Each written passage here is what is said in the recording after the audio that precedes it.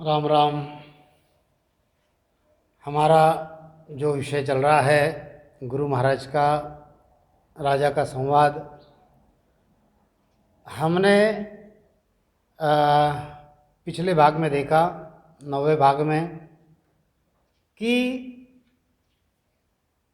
राजा जो है, राजा गुरु महाराज से प्रश्न करता है कि मैं तो ऐसा कुछ अलग अलग नहीं मानता हूँ, रामचंद्र और कृष्ण जो है वो एक ही है, दोनों अवतार है। जो तीर्थंकर बने, जो रामचंद्र बने, जो कृष्ण बने, ये सब एक ही है, ये सब विष्णु से ही आए हुए हैं, विष्णु के अवतार है, यही ब्रह्म है, यही परमात्मा है। अगर तुम इनको, रामचंद्र और कृष्ण को अगर माया समझते हैं तो वे भूल कर रहे हैं। ऐसा राजा ने गुरु महाराज से कहा, क्योंकि उसका जितना ज्ञान था उतना राजा बता रहा है गुरु महाराज से। क्योंकि यहाँ पर अगर आप किसी से कहो कि रामचंद्र कृष्ण जो है ये माया नहीं है, ये तो अविगत है, ये तो परमात्मा है, ऐसा अगर हम किसी से कहेंगे और वो कहेगा कि नहीं ये माया है, तो सामने वाला तो यही कहेगा, अरे तुम भूल कर रहे हो, वो तो परमात्मा है, उनकी लीला अनंत है, उनसे उसी परमात्मा ने अवतार लिया है, ऐसे कहेंगे। तो राजा ने भी वही पूछ लिया कि हे स्वामी जी, यह राम कृष्ण जो है ये तो अविगत है, राम कृष्ण ये माया रूप थोड़ी है, इन दोनों को अगर कोई माया समझता है तो वो भूल करता है। तब गुरु महाराज ने राजा से आगे का ज्ञान बताया। क्या बताया गुरु महाराज ने? हे राजा, दुर्वासा रीख कहु का किया, कोण शब्द किसन को दिया, वो सत्य समझ, वो सत्य शब्द समझ उर लीजे, ब्रह्म ज्ञान में मनन दीजे। अरे राजा, यह जो तू बता रहा है कि ये दोनों जो अवतार है ये अवतार है, ये अविगत है, यह सारा ज्ञान जो है यह भ्रम का ज्ञान है। इस भ्रम ज्ञान में तू चित्त मत दे, चित्त मत दे, नहीं तो तेरा नुकसान हो जाएगा, तुझे मोक्ष नहीं मिलेगा। अब मैं तुझसे प्रश्न पूछता हूं कि अरे राजा, यह जो रामचंद्र था, रामचंद्र, हाँ, जिसको तू अविगत समझ रहा है, यह जो कृष्ण है, कृष्ण जिसको तू अविगत समझ रहा है, हाँ, तो मुझे बताओ कि यह जो वशिष्ठ मुनि है, वशिष्ठ मुनि, और यह जो दुर्वासा है, दुर्वासा, इनके पास ऐसा कौन सा ज्ञान था कि रामचंद्र और कृष्ण इनकी शरण में गए, इनकी शरण में गए? तू तो इनको अविगत समझ रहा है ना। इन्होंने क्या किया कि अविगतों को इनके शरण में आना पड़ा? हे राजा, तू इस चीज को सोच। तू जो ये कह रहा है कि यही अविगत है, ये भ्रम का ज्ञान है राजा। वशिष्ठ मुनि ने रामचंद्र की तो भक्ति नहीं की होगी, दुर्वासा ने कृष्ण की भक्ति तो नहीं की होगी। इनके पास ऐसा कौन सा ज्ञान था, कौन सा मंत्र था कि इन्होंने इनको दिया? दुर्वासा के पास ऐसा कौन सा मंत्र था कि उसने कृष्ण को दिया? ऐसे सत शब्द को समझकर तुम हृदय में धारण करो और दूसरे भ्रम ज्ञान को मन में मत उलझाओ राजा। अरे राजा, बाष्ट मुनि सुन रिख कवाया, रामचंद्र को गेह समझाया, वो सत्य ज्ञान समझ तू राई, सौर भ्रम सब दे छिटकाई। रामचंद्र कृष्ण ये जो अवतार बने, इनके गुरु ने तो इनकी भक्ति नहीं की होगी, ये तू समझ, इस बात को समझ। रामचंद्र ने, वशिष्ठ ने रामचंद्र की भक्ति नहीं की होगी, ये तो बिल्कुल पक्का है। दुर्वासा ने कृष्ण की भक्ति नहीं कही, ये तो बिल्कुल पक्का है, क्योंकि ये इनके गुरु बने। अरे राजा, रामचंद्र को नेचड़ किया, उन शब्द वासु मुनि दिया, लक्ष्मण को सीता समझायो, कौन शब्द दे भर्म गमायो। अरे राजा, जिस वशिष्ठ ने रामचंद्र को निश्चल कर दिया, एक समय सुन राम के आवर्ती तन्माय। एक बार रामचंद्र को भी ऐसे ही हुआ कि वह जो पूर्ण ब्रह्म है उसको मैं जानना चाहता हूं। वशिष्ठ मुनि ने भांति भांति रामचंद्र को समझाया कि नहीं, तू ही वह परमात्मा है, तू ही अवतार है, तू ही इनका विनाश करने के लिए आया है, ये बहुत भांति भांति समझाया। लेकिन जब रामचंद्र ने पूछा कि वह जो सत्य स्वरूप है उसमें कोई घट नहीं है, वह इस घट में है, वो सभी के घट में है लेकिन उसमें कोई घट नहीं है, ऐसा सत्स्वरूप का ज्ञान मुझे दो। तब वशिष्ठ ने रामचंद्र को ज्ञान दिया। हे राजा, जिस ज्ञान से वशिष्ठ ने रामचंद्र को निश्चल कर दिया, फिर रामचंद्र जो है बिल्कुल ध्यान में बैठ गए, पार ब्रह्म में लीन हो गए। तब ये ब्रह्मा विष्णु इन सबको चिंता पड़ी कि अब यहाँ पर संहार कैसे होगा राक्षसों का। वे सभी के सभी मनाने आए। खैर ये तो कहानियाँ हम लोगों ने सब सुनी है, नहीं ऐसी बात नहीं। यहाँ पर गुरु महाराज का ज्ञान देना चाहते, ये हम सुनेंगे। यहाँ पर जिस ज्ञान से वशिष्ठ ने रामचंद्र को निश्चल कर दिया, वशिष्ठ ने कौन सा शब्द दिया था राजा? लक्ष्मण को सीता ने जो उपदेश दिया था वो कौन सा उपदेश दिया था, और कौन सा उपदेश तेरे को उसका भ्रम दूर किया था? ऋषभदेव राजा सो होई, रामचंद्र को जन्म न कोई, वासुदेव वासुदेव कौन सुन ध्याया, तादर्शन को सब देवता आया। अब देखो कितनी ऊंची बात गुरु महाराज बताते हैं। क्या कहते हैं कि यह जो ऋषभदेव था, इस ऋषभदेव के दर्शन, यह तो राजा था, यह जो ऋषभदेव था ये कौन था? ये राजा था। ये रामचंद्र के जन्म से पहले हुआ था, इसके बाद रामचंद्र आया, और बाद में ये अवतार जो बने रामचंद्र कृष्ण। पहले तो ऋषभदेव था। अब गुरु महाराज कहते हैं कि ऋषभदेव जब राजा हुआ था उस समय रामचंद्र का जन्म भी नहीं था। ऋषभदेव ने किस देव की भक्ति की थी कि इस को मिलने के लिए सभी देवता आए थे? हे राजा, इसका तो विचार कर। आद भजो जन ऋषभदेव, अंत भजो महावीर। हे राजा,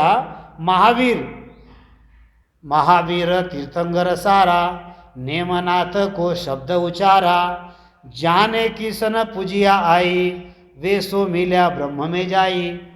अब यह जो कृष्ण है, जिस कृष्ण को तू अभिगत समझ रहा है, यह जो कृष्ण है, यह कृष्ण नेमिनाथ के चरण में पड़ा था। इसने नेमिनाथ को वंदन किया था कृष्ण ने। कृष्ण ने नेमिनाथ की पूजा की थी।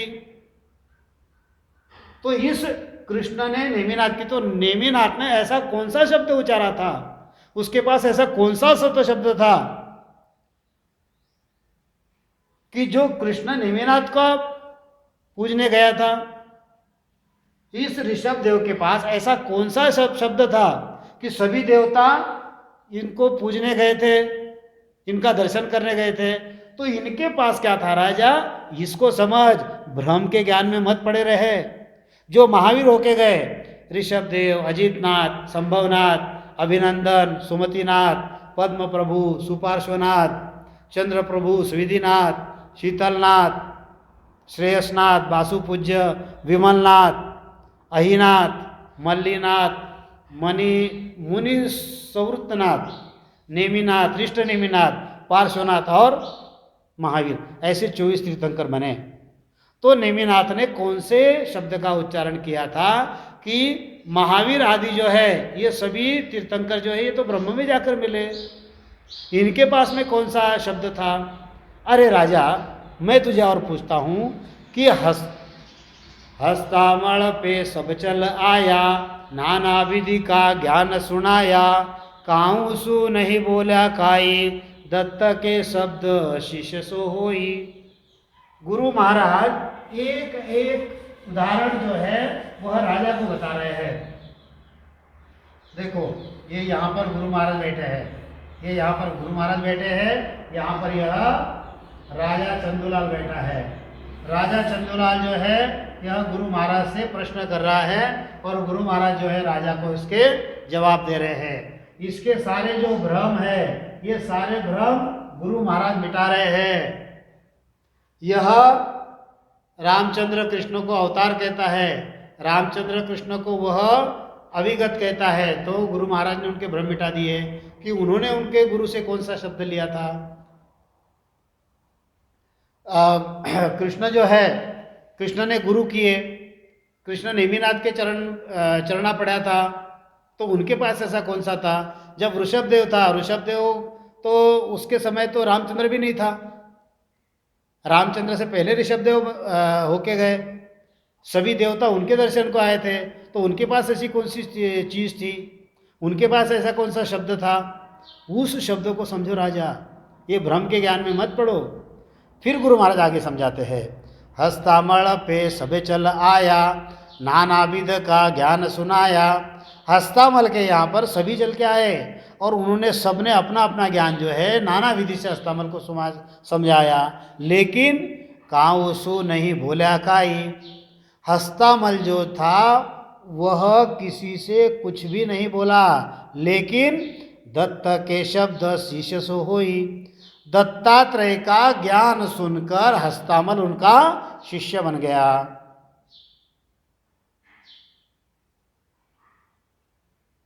ब्रह्मा विष्ण महेश्वर देवा, देवदत्त को भुजा भेवा। हो स्वामी तम कोण कवाओ, किसका पुत्र कोण को ध्याओ। हे राजा, ब्रह्मा विष्णु महादेव ने दत्तात्रेय से पूछा कि हे स्वामी तुम कौन हो, तुम किसके पुत्र हो, तुम किसकी भक्ति करते हो। तब दत्तात्रेय ने कहा, क्या कहा, ब्रह्म ज्ञान ताड़ा खोल ताड़ा सुन खोल्या, मैं तीन का पुत्र को माहू, अरु ब्रह्म ध्यान हृदय में लाऊ।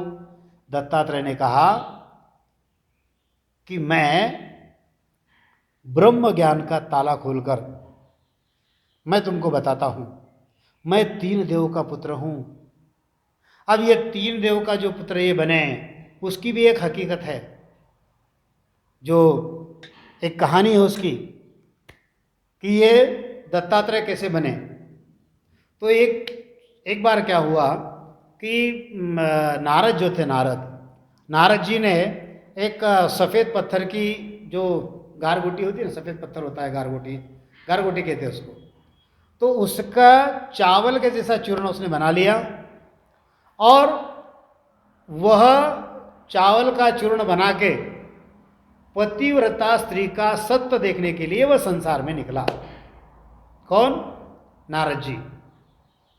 पतिव्रता स्त्री का सत्य देखने के लिए नारद जी ने एक जो पत्थर होता है गारगोटी, उसका चावल के जैसा चूर्ण बना लिया और संसार में निकल गए कि इस चूर्ण का मुझे कौन भोजन बना के देता है, इस चावल को कौन उबाल देता है। अब वो देखने के लिए जब संसार में निकला तो पहले वो ब्रह्मा के यहाँ आया। अब ब्रह्मा घर पे नहीं था, सावित्री बैठी थी। सावित्री ने कहा कि आओ नारद जी, आओ भोजन करो। तो नारद बोला कि मैं तुम्हारे घर का अन्न खाऊंगा, लेकिन कौन सा, मेरे पास जो चावल है वो मैं तुमको देता हूँ, वो तुम पका के दोगी तो मैं तुम्हारे घर का अन्न खाऊंगा, नहीं तो तुम्हारे घर का अन्न मैं नहीं खाऊंगा। अब सावित्री ने देखा, उसने कहा कि लाओ मैं तुम्हारे चावल बना देती हूँ। अब उसने देखा तो वो तो सफ़ेद पत्थर का बना हुआ चूर्ण था। तो सावित्री ने कहा इसको मैं कैसे पका कर दूँ। तब नारद ने कहा कि अगर तुम्हारे अंदर कोई पतिव्रतपणा है, तुम्हारे अंदर कोई सत्य है, तो उसके बल के ऊपर ये तुम मुझे बना दो, इसका भात बना दो, इसका चावल बना दो। तब सावित्री बोली कि ये तो मुझसे नहीं होता, लेकिन एक काम करो, तुम इसको ले जाओ और जो कोई इसको पका देगा, इसका जो कोई चावल आपको पका देगा, लौटते समय उसका नाम मुझे बताना कि ऐसी कौन सी सती स्त्री है कि जो ये पत्थर का चावल बना देगी। फिर वहाँ से नारद जी निकले तो कैलाश पर्वत पे गए। वहाँ पर शिव जी भी नहीं थे, तो वो पार्वती बैठी थी। पार्वती ने भोजन का आग्रह किया सावित्री के जैसा। तो उसने कहा कि मेरे पास जो चावल है वो तुम अगर पका दोगी तो मैं खाऊंगा, नहीं तो नहीं खाऊंगा। तो उसने बताया ठीक है, लाओ मैं पका देती हूँ। उसने देखा तो वो तो गारगोटी के पत्थर का चूर्ण था। उसने कहा ये तो मैं नहीं कर सकती हूँ।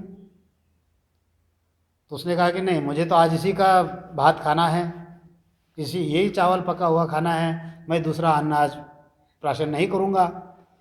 तो पार्वती ने कहा ठीक है, मैं तो नहीं कर सकती, लेकिन जो इसको पका देगी उसका नाम मुझे वापसी में तुम बता देना। फिर वहाँ से निकले तो वैकुंठ में आए नारद जी। नारद जी वैकुंठ में आए तो वहाँ पर विष्णु भगवान भी नहीं थे, लक्ष्मी बैठी थी। तो लक्ष्मी ने भी उनको भोजन का आग्रह किया कि आओ भोजन करो। तो उसने फिर वही बताया, वही कहानी रिपीट कर दी कि मुझे तो इसका ये चावल पका के दोगे तो मैं खाऊंगा, नहीं तो मैं नहीं खाऊंगा। तो उसने कहा कि ये पत्थर का चूरा, ये कैसे पक सकता है? बोले तुम्हारे अंदर अगर पतिव्रतना हो तो इसको पका दो, तुम्हारे अंदर कोई सत्य तो पका दो।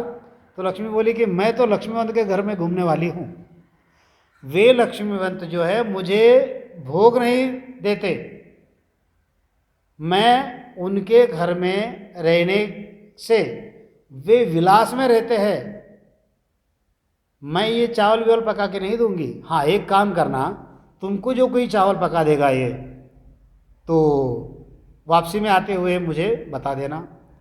फिर वहाँ से घूमते घूमते वो अत्रि मुनि के आश्रम पर आए। वहाँ पर अनुसुईया जो थी, अनुसुईया ने उनसे पूछा, बताया कि आओ देवर्षि भोजन करो। तो उसने कहा कि मेरे पास में तो चावल है, वो अगर कोई पका देगा तो मैं वह भोजन करूँगा, नहीं तो मैं किसी के घर का भोजन नहीं करूँगा। तो अनुसुईया ने उसको कहा कि लाओ मैं पका देती हूँ। अब अनुसुईया ने जब देखा तो उसने नारद को पहचाना तो नहीं था, उसको तो ऐसा लगा कोई देवर्षि है, कोई है। तो उसने कहा कि ठीक है मैं पका देती हूँ। उसने जब देखा तो वो गारगोटी है उसमें। फिर उसने नारद जी से कहा कि देखो, मैं ये गारगोटी जो है ये मैं पका दूंगी, लेकिन मैं मेरे पति को पूछे बिना कुछ भी नहीं करती हूँ, उनके आज्ञा के बिना मैं कुछ नहीं करती हूँ। तो पहले मैं उनकी आज्ञा लूँगी और मैं तुमको बना दूंगी। तो अनुसुईया ने ये बात कही तो उन्होंने उनको बैठने को बोल दिया। तो वो अपने पति के पास गई और पति को बोला कि देखो ऐसा ऐसा यह एक कोई ऋषि आया हुआ है, उसने इस प्रकार से मुझे बताया कि अब मैं क्या करूं। तो अत्रि ऋषि ने तो उनको पहचान लिया कि ये जो है ये देवर्षि नारद है। तो उसने कहा एक काम करो कि नारद जो है, वो जो आया हुआ है वो नारद है, नारद को कहो कि ये तो मैं पका दूंगी, लेकिन मैं घर में नहीं पकाऊंगी, क्योंकि मैं अगर घर में पका दूंगी तो तुम मेरे ऊपर और दोष लगा दोगे और कहोगे कि मेरा जो पत्थर का चूरा था फेंक दिया और तुमने तुम्हारा जो क्या घर में से तुम्हारा चावल लेकर मुझे खाना खिला दिया, ऐसा तुम्हारे ऊपर वह दोषारोपण कर देगा। तो तुम क्या करो कि यह पानी का कमंडल लेके जाओ और तुम्हारा जो आंचल है उस आंचल में उस गारगोटी का जो चूरा है आंचल लेके जाओ, उसमें वो गारगोटी का चूरा उनको छोड़ने को कहो, और इस कमंडलू से एक चुल्लू भर पानी लेकर उसके आंचल में पानी छिड़क दो, जिससे तुम्हारे पतिव्रतपना के कारण वह गारगोटी का जो चूरा है उसका चावल बन जाएगा, और वह भोजन करके बड़े खुशी से वहाँ से चले जाएंगे। तो अनुसुईया ने वह बताया कि इस प्रकार से मैं करूँगी। तो अनुसुईया ने पका दिया। तो इतना सुनने के बाद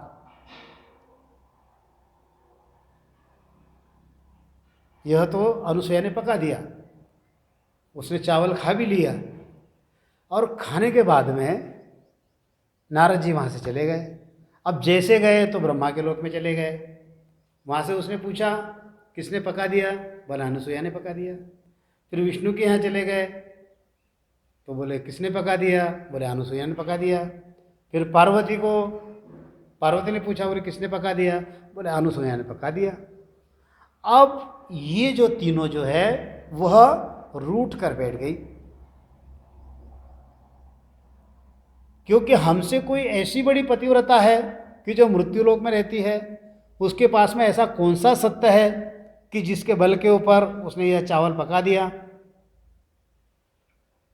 तो क्या हुआ कि वहाँ पर ये तीनों देवियाँ जो है अपने अपने पति से रूठकर बैठ गई। अब उस दिन ब्रह्मा विष्णु महादेव जो थे वे सारे के सारे जो है मृत्युलोक में घूमने के लिए आए थे। अब जैसे वो अपने अपने लोक में चले गए तो अपनी अपनी पत्नियों को जब उन्होंने देखा वो रूठ कर बैठी हुई है, तो ब्रह्मा ने देखा कि सावित्री उठी है। तो सावित्री ने ब्रह्मा से कहा कि ऋषि की पत्नी जो है उसका पतिव्रतपना जो है वो तुम नष्ट करके आओ, तभी मैं तुमसे बात करूँगी, नहीं तो तुम्हारा मेरा रास्ता अलग है। तब ब्रह्मा विचार में पड़ गया। उसने सोचा कि अत्रि तो मेरा पुत्र है और अनुसुईया जो वो तो मेरी पुत्रवधी है, तो तुम ऐसे कैसे कहती हो। तब सावित्री ने कहा कि देखो, अनुसुईया का पतिव्रतपना जो है तुम अगर नष्ट नहीं किए तो तुम मेरे पास मत आओ। अब ब्रह्मा जो है विचार में पड़ गया, संकट में पड़ गया। कैलाश पर महादेव के पास सलाह पूछने आया तो वहाँ पर भी पार्वती की वही तकरार चल रही थी। अब वो दोनों जो है वैकुंठ में चले गए तो विष्णु के यहाँ पर भी वही तकरार चल रही थी। तो फिर तीनों ने विचार करके अनुसुईया का जो पतिव्रतपन है वह खंडन करने के लिए तीनों साधु का वेश बनाकर अत्रि के आश्रम में चले गए, और वहाँ पर भोजन के समय अनुसुईया के घर के सामने चले गए।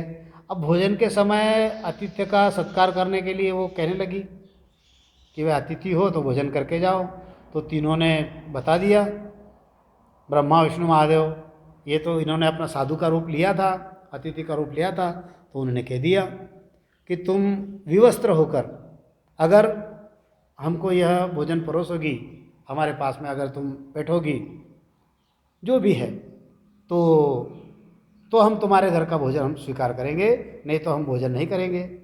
अब उसने तीनों से कहा कि ठीक है, मैं तुम्हारी बात जो है उसको मानती हूँ, लेकिन मैं कोई भी चीज़ जो है मेरे पति को बताए बिना मैं नहीं करती हूँ। मेरे पति जैसा कहेंगे वो आज्ञा देंगे, उस प्रकार से मैं कहूँगी। फिर अनुसुईया जो है अत्रि ऋषि के पास आई। उन्होंने कहा कि ये 3 साधु आए हैं और वो कहते हैं कि तुम नग्न होकर हमारे साथ में अगर बैठोगी तो हम तुम्हारे यहाँ पर भोजन करेंगे, नहीं तो हम नहीं खाएंगे। तो उसने अत्रि ऋषि ने कहा कि ठीक है कि तुम साधुओं से कहो कि तुम पहले भोजन कर लो, और भोजन करने के पश्चात मैं आपके साथ में आप जैसा कहोगे वैसा करने के लिए मैं तैयार हूँ। तो अब वो तीनों तैयार हो गए। फिर वो अपने पति के पास में आई, पति के पास में बोले अभी क्या करूं? तो उसके पति ने कहा, अत्रि ऋषि ने, कि ये जो कमंडल है इसमें पानी ले ले और वो पानी उन तीनों के ऊपर जो है वो छिड़क दे।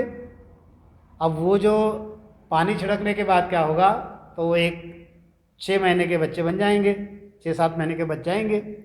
फिर तुम उनको जो चाहे उनके पास बैठ जाना, उनको खिला देना, उनके साथ जो भी है वो सारा वो जो उसे कहते हैं उस प्रकार से करना। तो इस प्रकार से तुम्हारा पतिव्रतपना जो है वो भी खंडित नहीं होगा और उनका भी भोजन हो जाएगा। अब हुआ कैसे कि उसने उसी प्रकार से किया, तो वो तीनों जो है जैसे ही वो पानी उनके ऊपर छिड़क दिया तो वो 6-6 महीने के बालक बन गए। अब उनको झूले में डाल दिया, अब झूले में डाल दिया और अपने कार्य में लग गई। अब ये तीनों जो है बालक बन के वहीं पर बैठ गए, बस वहीं पे अपने विष्ठा में झूल रहे हैं, इधर हो रहे हैं उधर हो रहे हैं। अब ऐसे करते फिर वो अपने काम में लग गई, फिर वो नग्न होकर उनके साथ में चली गई। तो 6 महीने के बच्चे उनको क्या समझता है? तो इस प्रकार से इसने इसका वचन भी पूरा कर दिया और उसका पतिव्रतपन भी खंडन नहीं हुआ। अब फिर उस पर उनको स्तनपान करवाया, जो भी है, जो भी वहाँ की क्रिया हो गई। फिर हुआ क्या कि ऐसे वो 6 महीने के बच्चे जब हो गए तो उनको उसने झूले में डाल दिया, अपने अपने काम में लग गई। अब वो जो है वो पालने में लेटते थे, फिर वहीं पर उनके शरीर के ऊपर वो विष्ठा का लेप हो गया, मलमूत्र का लेप हो गया। ऐसे करते करते 4-6 महीने हो गए। इधर सावित्री है, इधर पार्वती है, ये चिंता करने लगी कि 6 महीने हो गए हमारे पतिदेव आए नहीं, तो करे तो क्या करे। तो वो उनको ढूंढने के लिए जब निकली तो अत्रि ऋषि के आश्रम में आई। आश्रम में आई तो उन्होंने पूछा कि हमारे पति कहाँ है? तो उसने बता दिया कि देखो ये पड़े हुए हैं तुम्हारे जो भी है पति। तो बोले फिर अभी इनको तो पूर्ण रूप में लाओ। बोले मैं कैसे ला सकती हूँ? हाँ, लेकिन तुम एक काम करना, तुम में अगर पतिव्रतपना है तो तुम अपने अपने पति को वहाँ से पहचान लो और अपने पति को पहचान कर उनको ले जाओ। अगर तुमने गलती से अगर दूसरे को हाथ लगा दिया तो तुम्हारा पतिव्रतपना जो है वह नष्ट हो जाएगा। देखो ये कौन कह रहा है? ये अत्रि ऋषि की जो पत्नी है वो कह रही है। अब तीनों को तो नहीं पहचानती थी, अब करे तो क्या करे। फिर तीनों जो है पार्वती, सावित्री, लक्ष्मी जो है वो अनुसुईया के पैरों में पड़ी और उनको कहा कि तुम्हारे पतिव्रत के तेज के आगे हम हार गए हैं। तुम्हारे पतिव्रतपन से तुमने इनको बच्चे बनाए हैं, अब इनको हम पहचान नहीं पाते, तो इनको पूर्ववत तुम बना दो, पूर्ववत तुम कर दो। फिर उसने कमंडल से पानी लिया, तीनों पर छिड़का, वो ब्रह्मा विष्णु महादेव फिर से बन गए। तो इस प्रकार से वह जो बालक बना, तीनों मिलकर जो बालक बना वह दत्तात्रेय, वह ब्रह्म। तो हस्तामल की जो बात है, तो हस्तामल किसी से नहीं बोला, लेकिन दत्तात्रेय के पास में आया, इसका वो शिष्य बना, क्योंकि इसके पास में, दत्तात्रेय के पास में वह सत्य था जो ब्रह्मा विष्णु महादेव के पास में नहीं था। नहीं तो सभी के सभी उसके वहां पर आ गए थे। तो ये कथा जो है ये दत्तात्रेय की कथा है। अरे राजा इस चीज को सुन, ब्रह्मा विष्णु महादेव जैसे अवतारों को एक बालक बना सकती है, उस स्त्री के पास में कौन सा सत्य था? इस चीज को तू समझ। अरे राजा, कागबु सुंडी सुनरिक कवावे, वे सो शब्द कोण मुख गावे, वारी उमर में अवतारा, अनंत क्रोड़ चले सो विचारा। आदि सदगुरु स्वामी जी महाराज कहते हैं कि राजा काकभुशुंडी ऋषि था। काकभुशुंडी, उस काकभुशुंडी ने ऐसे मुख से कौन से शब्द का सुमिरन किया? उस काकभुसुंडी की उम्र इतनी है कि तुम जो अवतार कहते हो, यह रामचंद्र, यह रामचंद्र, यह कृष्ण, यह कृष्ण, ऐसे कई रामचंद्र आके चले गए, कई कृष्ण आके चले गए, और काकभुसुंडी वही का वही है। तो उस काकभुसुंडी ने कौन सा शब्द का रटन किया था राजा, उसका विचार कर। दत्तात्रेय के पास ऐसा क्या चीज थी, उसका तू विचार कर। अनुसुईया के पास में ऐसी कौन सी चीज थी, उसका तू विचार कर। अरे राजा, रूमरीख शिवरे क्या भाई, नेचड़ अवर हुआ जगमाही, वासो शब्द सो जौर लीजे, तन मन अरप काज सो कीजे।